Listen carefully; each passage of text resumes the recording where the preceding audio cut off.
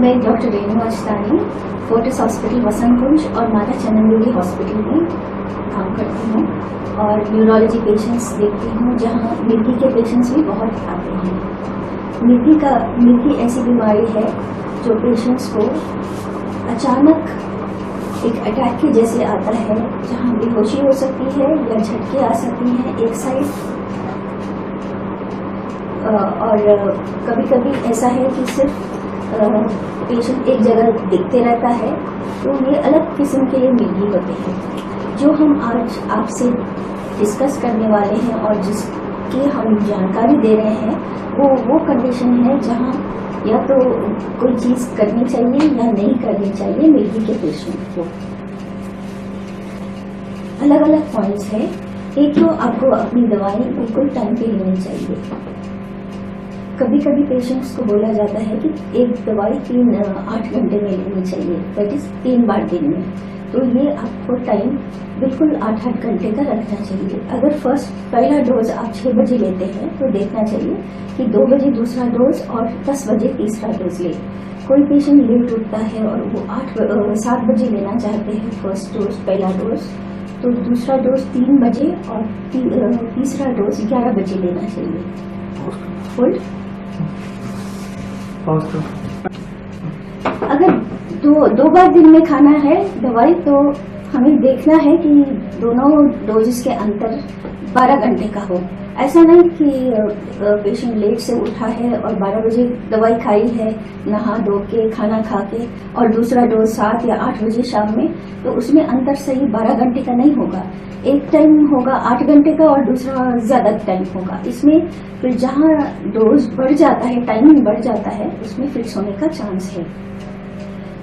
हमें जो भी मिर्गी का पेशेंट है उसको अपने परिवार के लोगों को, नजदीक के दोस्तों को और जो काम करने वाले हैं उनके साथ ये सब बताना चाहिए कि उनको ये बीमारी है।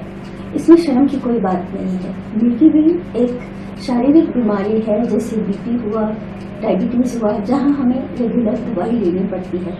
मिर्गी के लिए भी दवाई लेनी पड़ती है। नजदीकी लोगों को बताने का इसलिए जरूरी है क्योंकि अगर बाई चांस दौरा हो जाता है तो वो टाइम उसको क्या करना चाहिए, उनको क्या करना चाहिए, क्योंकि पेशेंट खुद तो बेहोश होगा, तो नजदीकी लोगों को क्या करना चाहिए इसको बचाने के लिए ये समझाना चाहिए। उनको पता होगा तो वो डरेंगे नहीं, और उनको ये भी पता होगा क्या करना है, तो उसको वो इमीडिएटली अगर उसकी जेब में दवाई है तो दवाई मुंह में डालेंगे, और कैसे डालेंगे ये समझाया जाएगा। पानी में डालना चाहिए। स्टार्ट करो। अपने घर के परिवार के लोगों को, नजदीकी दोस्तों को, और जो भी आपके साथ काम करते हैं उनको ये बताना जरूरी है कि आपको ये मिर्गी की बीमारी है और इसमें आपको क्या क्या होता है। उनको अगर पता होगा कि आप बेहोश होते हैं, दौरे आते हैं, तो वो डर नहीं जाएंगे अगर आपको अटैक होता है। और उनको ये भी पता होगा कि आपको करना क्या है। आपको जोर से पकड़ना नहीं है, आपको आराम से हवा में लिटा देना है, और आपके मुंह में जो गोली आप बताओगे वो देनी होगी। ये घबराएंगे नहीं, आपको हॉस्पिटल में ले आएंगे टाइम पे, जैसे आपकी जान पे कोई खतरा ना हो। और मिर्गी कोई एक शारीरिक बीमारी है जिसमें घबराने की कोई बात नहीं है। जैसे बीपी के लिए और डायबिटीज के लिए दवाई ली जाती है, वैसे इसमें भी दवाई ली जाती है। तो ये पेशेंट्स के रिश्तेदारों सबको पता है, तो वो टाइम से उनको देंगे दवाई। अगर आपके बच्चे को भी मिर्गी होती है तो उनकी ज़रूरी होती है कि उनके स्कूल को, टीचर को और स्कूल के जो भी अथॉरिटीज़ हैं उनको बताएं कि बच्चे को ऐसा होता है, और वो बच्चे का ध्यान भी देंगे। ज़रूरत है तो दवाई खिलाएंगे। और कभी ऐसा होता है मिर्गी में बच्चा बस ऐसे एक जगह देखते रहता है, अगर टीचर को नहीं पता है तो वो समझेंगे कि वो ढीठ बन गया, सुन नहीं रहा है, लेकिन हो सकता है ये अटैक हो रहा है। और बच्चे को टाइम पे दवाई मिलेगी और माँ बाप को जानकारी होगी कि ये हुआ है अटैक, और उनको ले जाएंगे।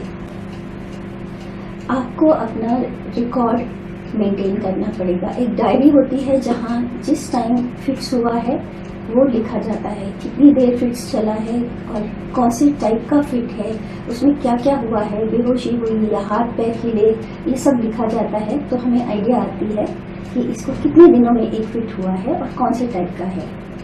भले ही मिर्गी साल में एक बार हुआ है वो, ये भी लिखना जरूरी है।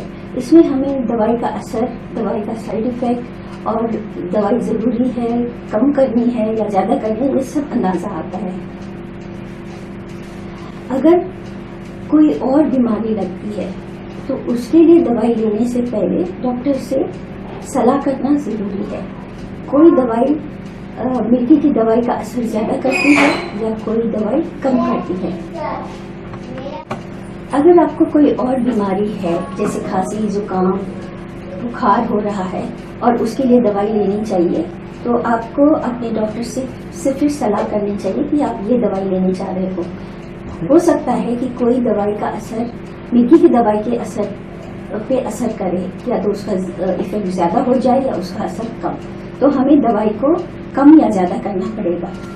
और हम ये भी बता सकते हैं कि कौन सी दवाई नहीं खानी है, क्योंकि कुछ दवाइयां हैं जो मिर्गी का अटैक ज्यादा कर सकती हैं और उन्हें नहीं लेना चाहिए, उसके बदले कोई और दवाई दे सकते हैं। आपको रेगुलरली हमेशा एक बैलेंस डाइट लेनी चाहिए, जहां आप प्रोटीन, कार्बोहाइड्रेट्स, विटामिन, मिनरल्स, ये सब और थोड़ा सा फैट जरूर खाएं। ऐसा नहीं कि सिर्फ कोई बंदा दाल रोटी खाता है, किस बच्चे को सिर्फ दाल और सब्जी पसंद है। उस बैलेंस मील में ये सब चीजें एक साथ होनी चाहिए। एक्सरसाइज जरूरी है, बट ओवर एक्सरसाइज नहीं होनी चाहिए।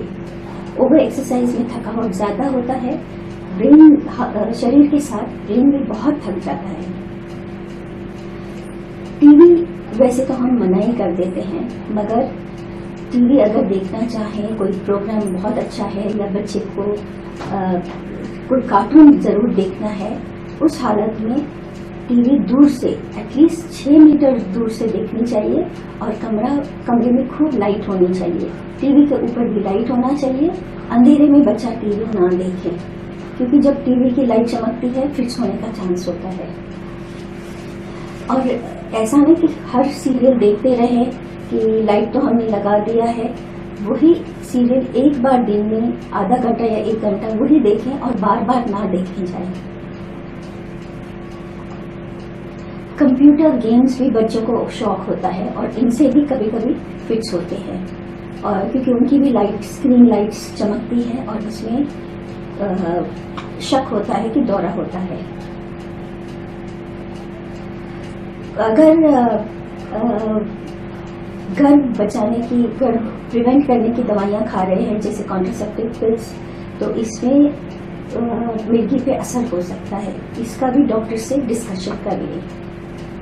जब साइकिलिंग पे जाते हैं, सर पे हेलमेट लेना जरूरी है, प्रोटेक्शन जरूरी है। अगर बाई चांस दौरा होता है और बच्चा गिर जाता है तो वो प्रोटेक्ट हो जाए। कोई अलग असर लग रहा है आपको, आपके शरीर कुछ सही नहीं लग रहा है, जैसे कोई रैश आ रहा है, तो आपको डॉक्टर्स को दिखाना चाहिए, बताना चाहिए। हो सकता है मिर्गी अलग किस्म की हो रही हो, या तो दवाई का साइड इफेक्ट हो रहा है, या तो कुछ ज्यादा ही असर हो रहा है। तो डॉक्टर देखेगा और बताएगा क्या इसमें इलाज क्या है। नींद बहुत जरूरी है, 7-8 घंटे नींद जरूरी है। कम नींद से दौरे का चांस ज्यादा हो जाता है। ऐसा ना हुआ कि आप लेट सोए और जल्दी काम पे उठ के चले गए, तो इसमें फिक्स, ब्रेन थका हुआ रहता है, दिमाग थका हुआ रहता है और फिक्स का चांस है। लेट नाइट ऐसा होता है जब आप शादी पे गए या पार्टी पे गए, रात में लेट आए या रात भर डांस करते रहे, सुबह सुबह दौरा हो जाता है। वैसे तो शादी का भी माहौल खराब हो जाता है। तो अपना टाइम पे घर चले जाएं, अपनी दवाई खाएं और फ्रेश रहें। आपको ये देखना है कि आपके पास दवाई पूरी महीने की या पूरे टाइम की है। जब खत्म होनी है या खत्म हो गई तब लाए तो एक आध डोज मिस भी हो सकता है। तो हमेशा दवाई एक्सेस में रखें। अपने बैग में जो ऑफिस ले जाते हैं उसमें भी हो, इनकेस हम सुबह भूल जाते हैं तो फिर वो बाद में ऑफिस जाके ले लें। और जैसे खत्म होने से पहले ही दूसरा ले आए, जैसे कभी ना हो कि ऐसा दवाई घर पे हो ही ना और दवाई मिस हो जाए। रेगुलर डॉक्टर से रेगुलर चेकअप होना चाहिए। फिक्स ना भी हो, संपर्क में रहना चाहिए हर 3 महीने 2 महीने कि दवाई कंटिन्यू करना है और कोई साइड इफेक्ट हुआ है या नहीं, तो ये देखें। कुछ चीज़ें हैं जो हमें नहीं करनी चाहिए, मिर्गी के पेशेंट को नहीं करनी चाहिए। जैसे अपनी दवाई अपने आप नहीं बंद करनी चाहिए। डॉक्टर देखेगा, उसको देखेगा कि टाइम हो गया है, उसको दौरा नहीं हुआ है, उसके बाद ही बंद कम करके दवाई बंद की जाती है। कभी हम बताते हैं पेशेंट को कि 3 साल के बाद दवाई बंद हो जाएगी, तो पेशेंट को लगता है मैंने 3 साल दवाई खाई है, मगर 3 साल दवाई खाने का नहीं होता है। 3 साल होता है कि दौरे नहीं आए। हो सकता है जब आपने दवाई शुरू की उसके 1 साल बाद दोबारा फिट आता है, तो जो मिर्गी आती है उसके 3 साल बाद दौरा नहीं होना चाहिए, उसके बाद ही बंद हो सकती है या कम हो सकती है। मगर ये गारंटी नहीं है कि कम करने से दवाई दौरा नहीं आएगा या मिर्गी नहीं आएगी। आपको अल्कोहल कम लेना है, कैफीन कम लेना है, स्मोकिंग अवॉइड करना है। दूसरी दवाई कोई भी लेते हैं उससे पहले आपको डॉक्टर से सलाह करनी चाहिए। ड्राइविंग मना है, क्योंकि अगर बेहोशी हुई ड्राइविंग के टाइम तो आपके जान को हानि है और दूसरों जो रोड पे है उनके जान पे भी हानि है। हेवी मशीनरी इस्तेमाल नहीं करनी है, हाई चोटी पे काम नहीं करना है।